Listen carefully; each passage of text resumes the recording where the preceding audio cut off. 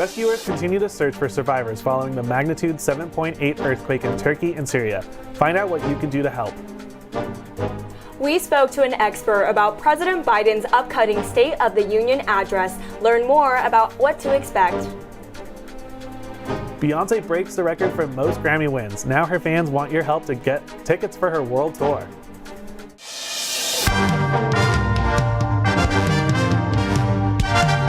Annenberg TV News is next. Very difficult task for us. We need help. We need the international community to do something to help us, to support us. Northwest Syria now, it's a disaster area. We need help from everyone to save our people. Rescue crews are working around the clock to find survivors of the massive earthquake in Turkey. A magnitude 7.8 earthquake struck Turkey and Syria and was followed by hundreds of aftershocks. Hi, I'm Irene Kim. And I'm John Walker. This earthquake is the largest to hit the region since 1939. The epicenter hit the Turkish city of Gaziantep shortly after 4 a.m. local time. The city of about 2 million people is roughly 150 miles away from the Turkey-Syria border. A 7.5 aftershock hit 80 miles north 9 hours later. Rescue crews worked throughout the night cutting through concrete and rebar to free survivors. Rain hampered rescue efforts. So far, more than 75 aftershocks registering 4.0 or greater have hit the area. They last forever. They just kind of decay like one over time. So, the rate in a week will be a seventh of the rate after just a day. But they never end. They'll continue until the next earthquake. Well, they have faults very much like the San Andreas. In fact, it's extremely similar. They're strike-slip faults just like here. There are only a few places that have big strike-slip faults. There's New Zealand, Turkey, and here. USC students looking to support victims in Syria and Turkey can take part in UNICEF's ongoing fundraiser targeting sanitation and child protective services for families affected. International support has been dispatched to the area. Organizations aiding victims also include Airlink, Doctors Without Borders, and Red Cross and Red Crescent societies. Los Angeles is also on a fault line, and the threat of earthquakes is real. We spoke to the Southern California Earthquake Center to discuss the best ways to prepare for the next one. Most people will do the same thing. You're going to drop down where you are, cover your head and neck as best as you can. If you're outside, it's really about just getting down and low and making sure you're not around things that are going to fall on you. Just, having a fire extinguisher is really important. There are a few key steps you can take to help you stay safe if there's an earthquake. If you are indoors, stay there, but try to get away from windows. Stay clear of any heavy furniture or appliances. If you're outside, keep an eye out for any falling objects. And if you happen to be driving, pull over and stop carefully. To find out more about what you to do in the event of an earthquake and steps you can take to be prepared, visit ready.gov/earthquakes. The second phase of undergraduate student campaign government begins tomorrow. We spoke to students about what issues are pushing them to vote in this election. Shrift program is definitely one of the biggest issues. I think the whole purpose of having that program is for it to be accessible to students, and I think having it in this format doesn't really serve the students well. Club funding and also mental health resources is very important. It's kind of hard to get a hold of people. It's hard to argue that sort of thing. Whoever would campaign on that would definitely get my vote. So. This election, there are 5 candidates for the presidency. Students can find out more about their platforms on the USG website. In past years, voter turnout for USG elections have been low. We asked current USG leadership members about how they're working to increase voter turnout. We're absolutely trying to proactively engage more students. Things like our social media has been more vibrant this whole year than it has in years past. As a student leader, there's only so much you can do. There's only so much you know. The school is so big, and there's so many different things that people are talking about. So I think the most important thing to know, as a voter, is that the doors are always open. In an ideal world, we want to see everyone voting. Tomorrow's candidates will be stationed alongside Truesdale Parkway so students can get to know them and talk to them about their platforms. President Biden is expected to talk about the low employment rate, the importance of bipartisan cooperation, and raising the debt ceiling at tomorrow's State of the Union address. This year, the president faces a divided Congress with House Republicans threatening to launch investigations of the president and his party. We spoke to a political professor who says Biden will likely use the opportunity to position himself to run for re-election. President is facing a lot of potential investigations from the Republican House of Representatives. He's going to want to cast that as being very petty, vengeful, and vindictive. He's going to want to also show that he has energy and vigor and is still up to the job of being president, particularly if he wants to run again. He wants to show that the economy is doing well, that the economy has recovered, and that we've moved beyond COVID.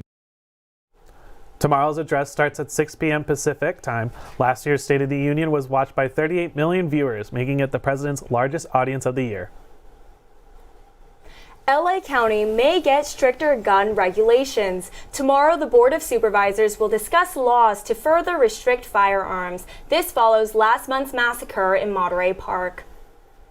So far this year, guns are the leading cause of death among children and teens in the U.S. 11 killed at the Monterey Park Dance Studio made it the deadliest mass shooting in the county's history. Here are some of the proposed changes. Ban sales of guns and ammunition of .50 caliber or more.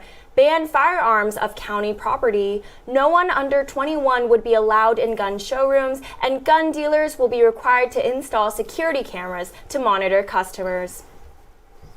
NRA Regional Director Dan Reed opposes stricter gun regulations. Reed says the solution is to remove criminals from the street and reverts what he calls the county's soft-on-crime policies. In preparation for Beyonce's upcoming Renaissance tour, fans are finding new ways to afford tickets. Fans pay massive upcharges for Lakers tickets, hoping to see LeBron beat the all-time scoring record. Find out just how much these tickets cost. AMC Theaters are changing its ticket pricing. Stay tuned to learn the new charge for seats.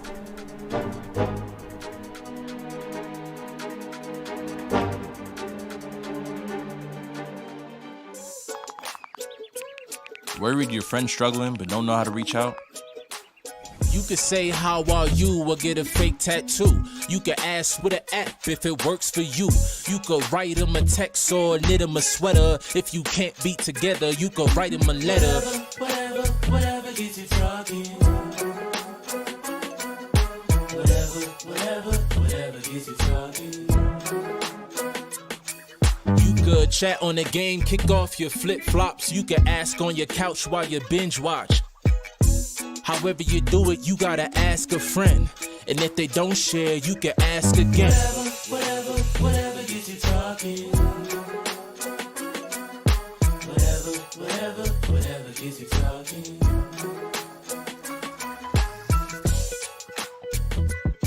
There are a lot of ways to reach out to a friend about their mental health. Learn how you can help at seizetheawkward.org.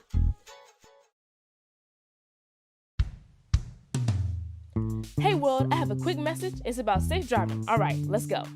Anytime you're driving, have the seatbelt buckled tight. Both hands on the wheel and your phone out of sight. When not in your hand trying to text somebody back. Because if you do, your car might get smacked. The moral of the story, just put your phone down. The people on the road will stay safe and sound. Put your phone down, put your phone down. People on the road will stay safe and sound. Yeah.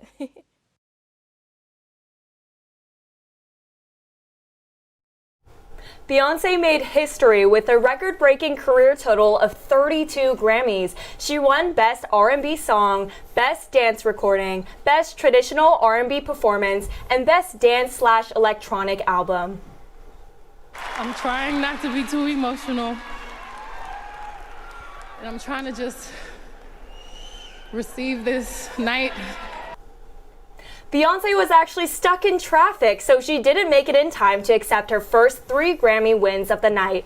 But she did make it in time to watch her album Renaissance be awarded Best Album/Electronic Album. She thanked the queer community for helping create the category. Beyonce fans have been creating campaigns to raise money on GoFundMe to go to her Renaissance World Tour. Many students feel donations should be for more serious needs. It is crazy. I mean, to me, GoFundMe pages are usually for fundraisers, for particular events. Yeah, if I needed the funds, yeah, I respect it. I think that that would probably be an amazing experience to attend the concert, but I do think there are a lot better GoFundMes out there to donate to. Beyonce will have 2 concerts at SoFi Stadium on September 1st and 2nd. USC's Science Outreach Club is making an impression on elementary school students in the neighborhood. Club members are introducing them to the joys of STEM. The Science Outreach Club has been working with local elementary schools for more than a dozen years. Club members hope to expose students to the fun and excitement of science by doing a variety of experiments. We spoke with the club co-president. So we go to first, second, and third grade classrooms to just bring science to kids earlier, teach them that science is fun and interesting, so that they are excited to learn about science later in the career and it's not so intimidating. So all students are welcome. You do not need to be a science major to join Scout. Anybody is free to join. The time commitment for the club is about 2 hours per week, and they meet every Tuesday night at 8 o'clock. To join, visit their Instagram at scout_USC. Well, I love to hop in for one of these one of these science campus campaigns that they're doing. I think it's super fun to work with kids. Well, now Malcolm is going to go ahead and take us with the weather. Malcolm, what's up? Thank you, Irene. Yeah, last week saw a mirage of rain and wet. This week, however, for the most part, it will be quite sunny. Let's bring you up to our current forecast today on this beautiful Monday. 69 degrees with 23% humidity. It was a wonderful day. Bird watch, a little bit of beach, a nice way to walk to and from classes without getting your pits all yucky and stained. Let's bring you in to that 5-day forecast for the rest of the week. Lows of 70s and 75, quite nice, good day to just chill out at the beach, go from class to class, a little SPF on your body, you should be good. Wednesday, push it into Thursday, however, 80s will be the high of the entire week with 51s for the lows. Highs will be high, lows will be freezing. As we push into Friday, it's going to get a little cloudy, 77 and 67. We're going to see a little bit of what we saw last week. The end of the week will trend downward. There will be a little bit of rain on Saturday. I suggest you bundle up, get a jacket. It will be freezing, almost as cold as your cold shoulders partner. It's going to be pretty nice as we move into the winter time. Anyway, let's take a look at what we saw last Sunday. Take a chance in the sky, and it's a treat anytime. We can see a full moon, but this one is special. It's called a snow moon, and last night's was even more special because it was a micromoon. Let me explain. A snow moon is usually brighter because of the way light reflects off the snow. Last night's moon, however, was a micromoon because it was the farthest point in the Earth's orbit, so it looks smaller than usual. To the naked eye, about 14% smaller than your average moon. The next full micromoon is set to take place in February of next year. Have a wonderful rest of your week. We're going to toss it over back to Irene on the desk. Perfect. Thank you so much, Malcolm. Do you ever feel like the pressure to have work-life balance is a thing that's causing you the most stress of all? Don't fear, the wellness experts are here. I'll pass it off to our anchor, Mehek, to share the insight that she's learned. Thanks, Irene. As USC students, it's obvious that we have this desire to succeed, to be the best. However, at what point does this ambition start deviating from our need for wellness? And how do we avoid that? I spoke to experts Dr. Allison Pimentel and Dr. Jeffrey Gold about their opinions. Let's take a listen. One of the main misconceptions about wellness is that wellness is a destination. And in fact, wellness is really a journey. Think creatively. About finding ways to support yourself so that you can show up in the way you want to show up. We just put so much into our careers or the work that we're doing, and we lose sight, of very simple things. Like they said, wellness is a creative journey to help you succeed. Look at our USC students incorporating work-life balance by studying, being active, and hanging with their friends. Over the next semester, I'd like to take you on a journey from India to Brazil to discover worldwide forms of movements and foods you can incorporate into your life. Tune in next week to learn how to infuse your wellness journey with culture. I'll pass it off to the studio. Till then, stay well worldwide. Coming up on ATVN Sports, USC women's water polo went 4-0 over the weekend, including a statement win in a rivalry. Both Trojans basketball teams continued their conference seasons, picking up 3 total wins at the Galen Center. And we discussed the big race at the Coliseum and its massive prize.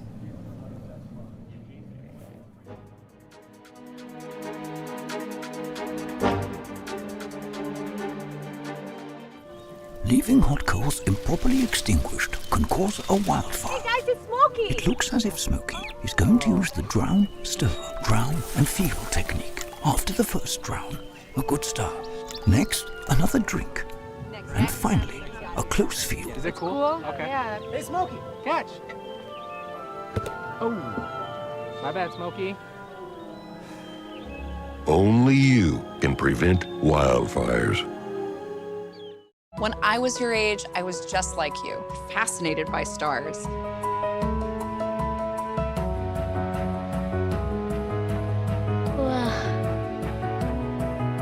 But now I get to search for life in the universe. And who knows, maybe life is looking for us too.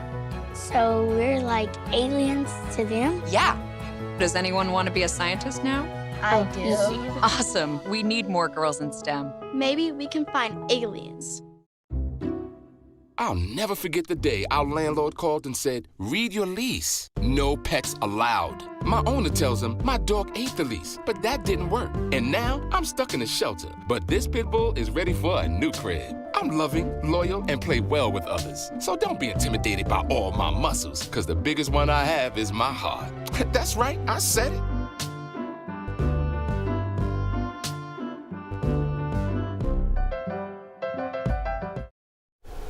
Welcome back to ATVN Sports. I'm Adam Jasper. And I'm Will Simons. Let's start with a pit stop at the Monitor, where Chaz will get us up to speed on the clash at the Coliseum.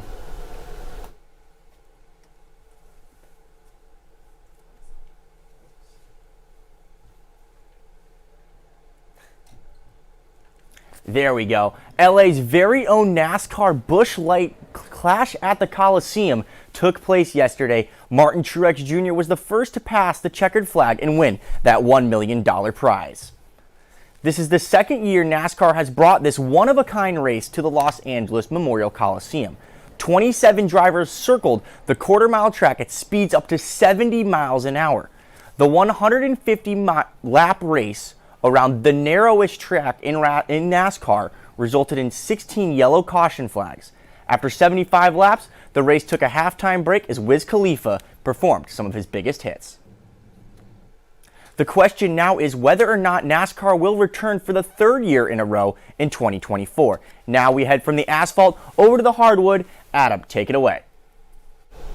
USC men's basketball swept its home games at Galen Center this weekend over the Washington schools, extending its home win streak to 12 games.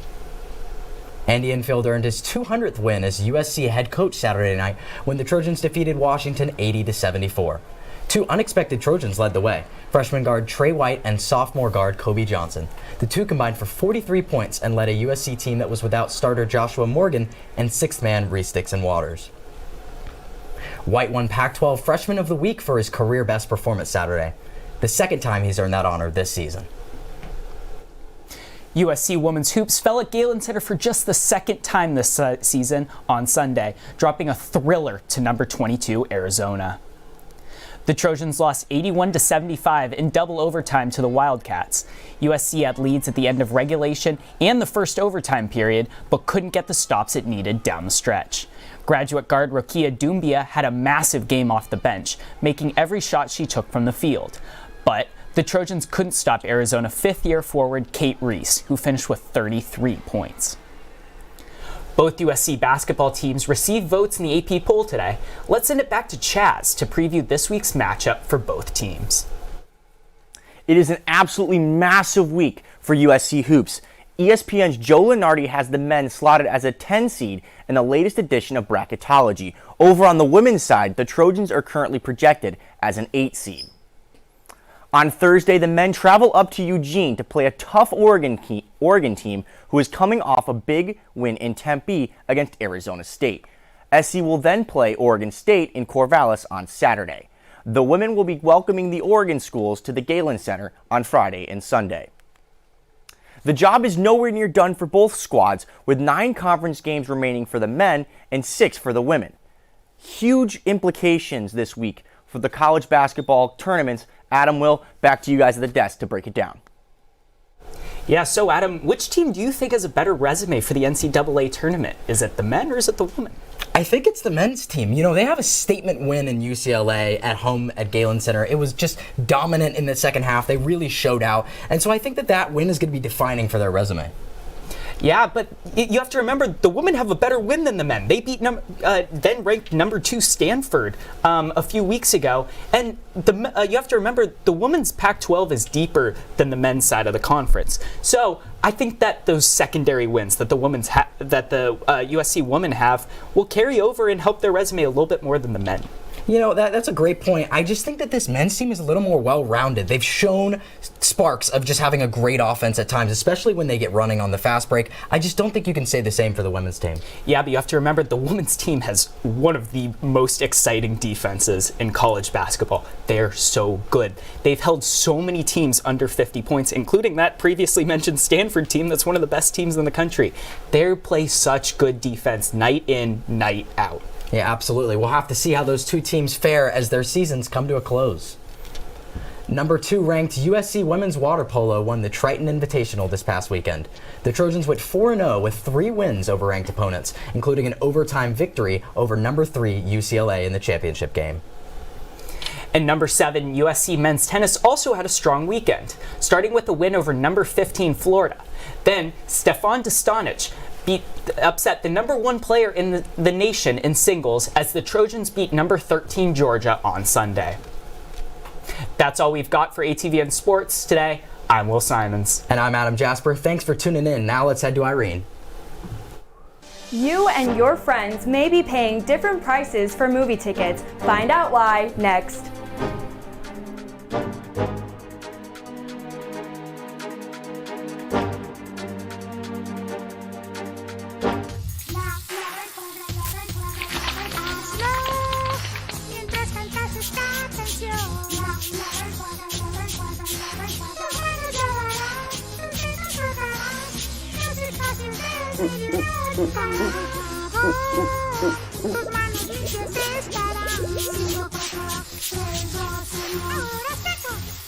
Lávate las manos por 20 segundos como Elmo.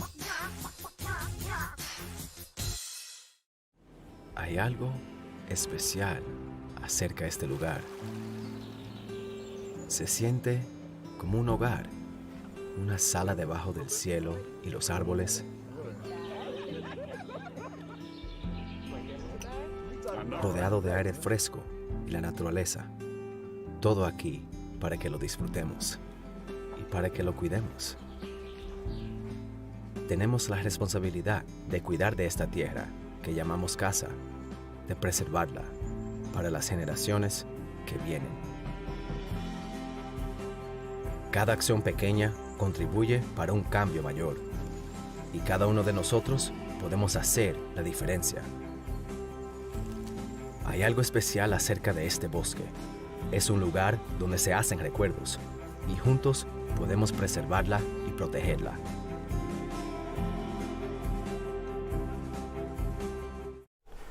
No fear, Netflix is still here. The streaming service backed off a controversial plan to curb password sharing. The plan would have required users to log into their account from home once a month. Customers complained that the crackdown contradicts the famous Netflix tweet, quote, "Love is sharing a password." The company removed the new login policy from its website on February 1st. Critics say the plan was unfair to college students, travelers, and others who are far away from home.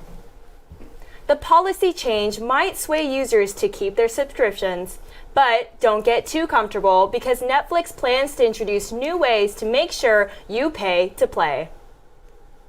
AMC, the largest movie theater chain in America, announced a new approach to ticket pricing today. Moviegoers will pay different prices based on where they sit. The seat closest to the screen will be charged at a discount, while the coveted middle seats will become more expensive. The 3-tiered pricing model will only apply to movies shown after 4 p.m. Members of AMC's monthly subscription program will not pay a premium for preferred seating. The new pricing system will go into effect in 1,000 theaters across the country by the end of the year. And speaking of ticket prices, LeBron James is on the brink of breaking the NBA all-time scoring record this week. That's why ticket prices have skyrocketed from tomorrow's game against the Oklahoma City Thunder. Tickets on Vivid Seats are selling for as much as $69,000 each. Crazy, right? Kareem Abdul-Jabbar currently holds the all-time NBA scoring record, with LeBron James only 36 points behind. At tomorrow's game, James will have to exceed his average 27.2 points per game to set a new record. This challenge has some fans expecting James to break the NBA record at Thursday's game when the Lakers face the Milwaukee Bucks. Well, John, what do you think? Do you think he'll make the record? Oh, I definitely think it. LeBron has been on a tear recently. He's going to go through it. And I mean, with tickets at that price, I will definitely be watching from home. Definitely from home. That is way too much for a basketball game. And I love the Lakers, but not at that price. Exactly. I mean, you kind of get the same experience. You're watching it happen. If you get like nosebleeds, it's basically looking at a screen. So I think I'll also be watching from home too. Definitely. Yeah. Well, for everyone here at Annenberg TV News, thanks for watching. I'm John Walker. And I'm Irene Kim. For more coverage, watch and subscribe to our YouTube channel at youtube.com/Annenberg Media. Good night.